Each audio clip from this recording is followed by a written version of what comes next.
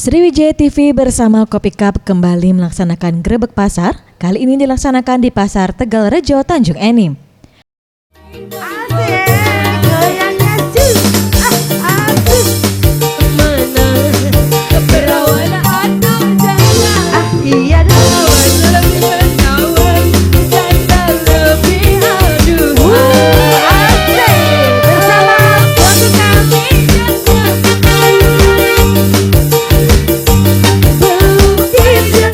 Acara ini disambut antusias warga karena warga yang ikut dalam grebek pasar dapat bernyanyi, berjoget, dan pulang membawa hadiah.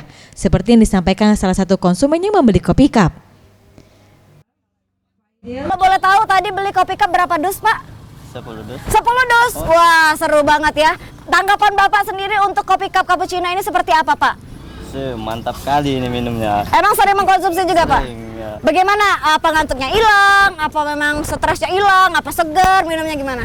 Wah, bikin segar lah. Selain mendapatkan hadiah dari door prize, para pengunjung pasar juga dapat mengikuti permainan yang disediakan dan mendapatkan hadiah. Siap, Bapak Ibu? Nah, dijingok-jingok kuponnya Ibu. Kupon door prize dengan nomor 1108. Bapak Ibu sekalian, Bapak ini hanya membeli 2 dus cappuccino mendapatkan hadiah race ball. Yeay. Sampai campak. Yang campak itu kita anggap Bogor karena di sini kita mulai 2 itu apa menang. Asik. Ayo.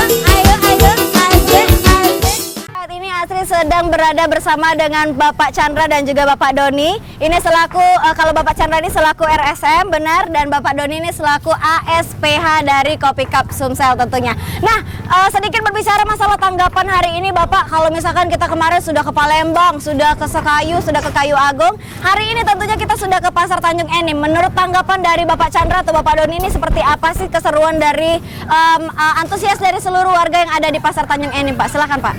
Kalau dilihat perkembangan dengan adanya acara ini, Yes.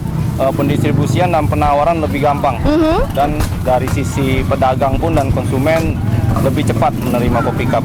Tanjung ini total 700-an ada, Pak. 700 pemirsa Sriwijaya TV, luar biasa sekali. Berarti antusias dari warga yang ada di sini luar biasa ya Bapak ya? Sangat luar biasa.